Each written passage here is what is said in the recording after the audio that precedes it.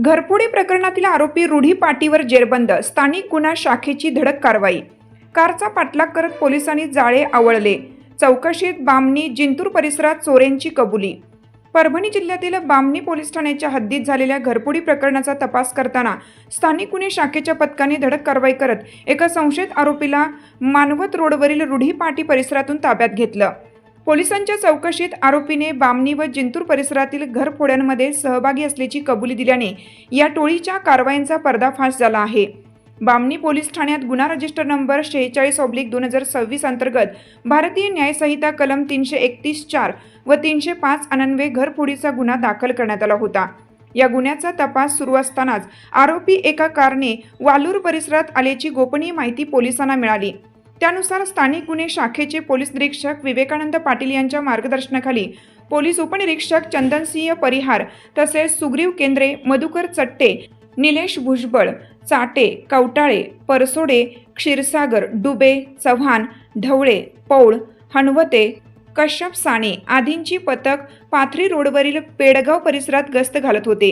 दरम्यान आरोपी वालूर मार्गे पाथरीकडे कारने पसार होण्याच्या तयारीत असल्याची माहिती मिळताच पोलिसांनी तात्काळ कारचा पाठलाग सुरू केला। काही अंतरापर्यंत पाठलाग केल्यानंतर मानवत रोडवरील रूढी पाटी येथे कार अडवण्यात पोलिसांना यश आलं।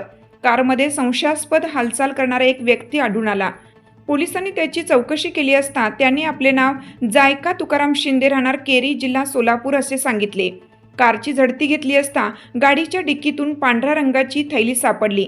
त्यामध्ये तांबी, पोपट पान्हा आणि मारतूल यासारखी घरफोडीसाठी वापरली जाणारी साधने आढळून आली। त्यामुळे आरोपी हा घरफोडीच्या गुन्ह्यांमध्ये सराईत असल्याचा संशय पोलिसांना आला। आरोपीला पोलीस अधीक्षक कार्यालयात आणून कसून चौकशी करण्यात आली। चौकशीत त्यांनी आपल्या साथीदारांसह बामणी व जिंतूर परिसरात अनेक घरफोड्या केल्याची कबुली दिली।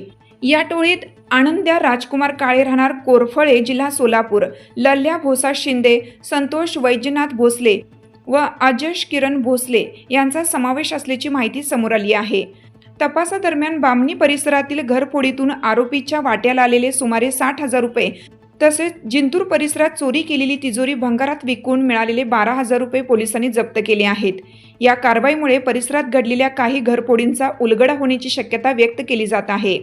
दरम्यान ताब्यात घेतलेल्या आरोपीला पुढील चौकशीसाठी बामणी पोलिसांच्या स्वाधीन करण्यात आला असून उर्वरित साथीदारांचा शोध घेण्यासाठी पोलिसांकडून जोरदार मोहीम सुरू करण्यात आली आहे।